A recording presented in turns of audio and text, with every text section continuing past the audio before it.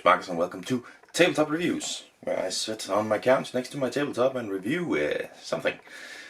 Today it is another game. It is a game called Doomlings. Maybe you can see it. It's the black box. I like the look of it, but yeah, Doomlings Kickstarter was 3 months delayed, the biggest delay so far to my big Kickstarter backing, but don't worry. Anyways, let's head to the table, talk about how it's set up and get played. Here we are at the top of the table with Doomlings, ready to set it up and do what we must to prepare for the end of the world. So there's a few steps for setting up the game. So first of all, you take the Birth of Life card and put it to the side. You will need that later.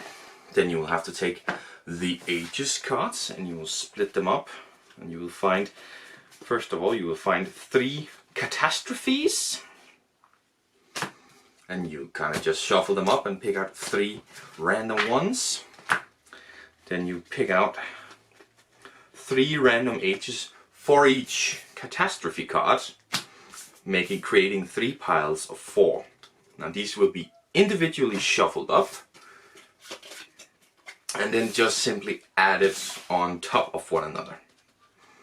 And then you'll take the Birth of Life and add that at the very tippity top of that pile. And just set the rest of the Ages and the catastrophes aside. You will not need them for the game. Then you will grab a gene pool card for each of the players, throwing them up to each of the players so they have those. And then you will take up the trait cards, a massive pile of traits, and you will distribute 5 cards to each player. And the rest of the trait piles you will put, trait cards, you will put in the middle of the board so each player can reach them. And there you go. So that's the game set up here. I've set it up for 3 players just to show. The game goes on with until the 3rd catastrophe hits. When the 3rd catastrophe hits, the game ends immediately, right away. And then you count up the points, and the winner with one with the most amount of points is the winner, of course. To start off the game, you flip over the Birth of Life card. Now this is just like any other normal age card. It has an effect. You set your gene pool to 5. Now your gene pool is your gene pool card. You can set that to 5. And that's the amount of cards you can have on your hand by the end of your turn. So this is active for the first round. The first player goes. He will play a card from his hand, whatever one he wants to play. I cannot give you a proper example. This all depends on what you have on your hand, of course. But he plays a card. He then ends his turn by stabilizing. This means making sure that the amount of cards you have in your hand is the same as the one on your gene pool. So if you've played a card and your gene pool haven't changed, you'll draw a card.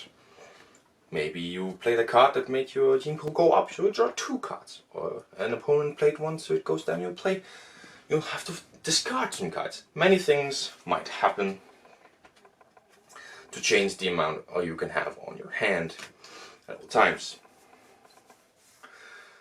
Now you go clockwise, everybody playing a card, stabilizing, and then when every player has gone, then you flip over the next age card, and it says something that will happen either throughout the round or immediately, and you'll keep on going until you have hit 3 catastrophes. Now catastrophe is usually not something good, but it will have multiple actions. Let's take this one for example. Overpopulation. +1 to your gene pool. So it's a pretty good one. And then you will draw 1 card for every color type in your trait pile. So obviously, this means if you have a green, a purple and a blue, well, you get to draw 3 cards. So this one wasn't actually that bad. They can be way worse. Now you might notice the yellow ticks. World's End. Well, the World's End is when you've drawn 3 catastrophe cards. And this can happen on various moments, because of course you have a guarantee of 3 age cards before any catastrophe card, but the final catastrophe card can show up whenever. Now Of course, the top actions, the white ones, you'll do no matter what. This one says -1 to the gene pool and discard all but one card from your hand. So you will do that. But then it starts the world's end. And this can be something terribly horrible. This can be something great. It all depends on the card itself. And that's how you play the game. Once you hit the third catastrophe, the game ends, and you'll count up points. One of the most amount of points win, of course. So the way you will count points is sometimes a world's end card gives you something about points. It tells you something about points. You will count those points first. Gain 2 points for whatever, or lose points for whatever, and you count those first. Then you simply count up the value of each of these traits. They have a little circle with a 1 in it, or if there is a star, that is a 0 point. You'll add all those up together, and then you will count any bonus modifier. You know, if there says if the text on a card is something about gaining points because of this, or if you have a number of this, whatever, count those up, add them to a total, and then you can figure out who is the winner. There you go. Now there's actually a rule for a tie that I like. If in the rare, it reads, let me read for you. In the rare event of a tie, we leave it to the fate. We leave it to fate. Draw a trait from the top of the deck and apply only the face value to your final score. And I imagine just continue doing this until someone has won. If you continue to draw. But I actually like that. That's a nice way of tying up resolving ties. But anyways, that is for my final thoughts. We will head up to right now. And we are back from the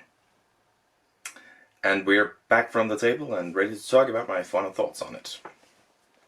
Yeah, sprinting through this one. I just got a call. I gotta go to work a little bit, so we can go through it. Yeah, setup and the gameplay is very simple. Nothing noteworthy really.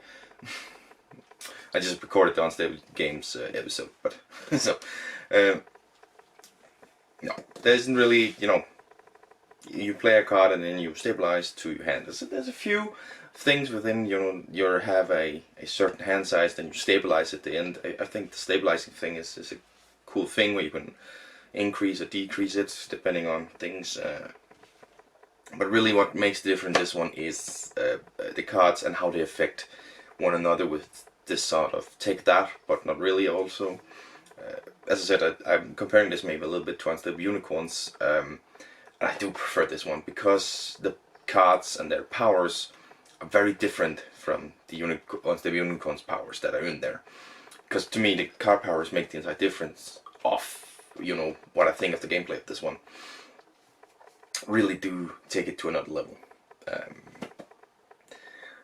with the things you can do. And of course I love the fact of dominant traits. I didn't mention that, I forgot to mention, but you have dominant traits in here which are way more powerful, but you can only have 2 of them, and they, one of them, you clear everything and you only have that one. So maybe not, depending on your situation. So I really think those little things make a big difference in how engaged you are with the gameplay. Now components is I'm just gonna repeat from Unstable Games, as I said. Good quality card, a perfectly fine rulebook, and a good box. The cards are very good, reminiscence of a game like Unstable Unicorns and the other card games, were just good quality cards. The rulebook is another fold out. I've said it before in some other episodes, I do prefer the little manual you go through, but it's fine, and it goes through things. You're not in doubt of where the things are. Now the box gets a plus from me. I've said this before, I do prefer this kind of box. I just like to take it off like this and then put it back on. I do like that. So that box gets a plus from me on this one. And of course the artwork is the simplistic artwork, but it's cute, and it does the thing, it does the trick. And it's how you get these spheres these balls to look so different from one another, and you can really notice what they're trying to do. I think that's kind of impressive and shows of a good artist at work. And of course my latest thing that I'm talking about, theme. There's a bit of theme in this. I mean, this is about surviving and getting ready for the end of the world, and the way you go through these phases, the eras, you sort of need to have a little bit of a theme in there for that to work without being weird. But at the same time, I can probably mention a couple others. I mean, you could do a game about Noah's Ark in this style, I think. So there's a few things. So it's a little bit of theme in there that helps it to work a little bit better with the mechanics. But it's not an overly thematic game. It's a little card game, you know. So yeah. Does it lie to you? It says on the box, 2 to 6 players, ages 10 and up, 20 to 45 minutes. So 2 to 6 players, sure. I mean, if you got the playmats like I did, you can only play 6 players. But yeah, again, it's a little bit, you know, the amount of cards that are in it, depending on if you get expansion or whatever, you can maybe exceed a little bit. But to me, it's all about having enough cards to consistently play. And I think you can play a little bit more, maybe not. So, and then ages 10 and up. Depends on how well that kid reads.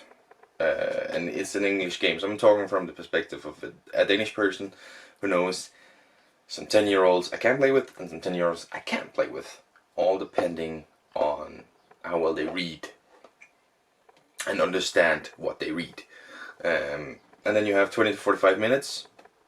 It seems accurate enough, you know, less than an hour, but not too short. But yeah. But that of course depends, because you have a minimum amount of eras you're going to go through. For every catastrophe, there has to be 3. Now you can have the catastrophe at the beginning for the final ones, but then you still have to go through 3, 6, 7 rounds. So depending on how quick you are, you have to go through, yeah, the Birth of Life. No, that's incorrect, because you have 4. So that's 9 rounds if the final catastrophe is at the top of its 4 card pile.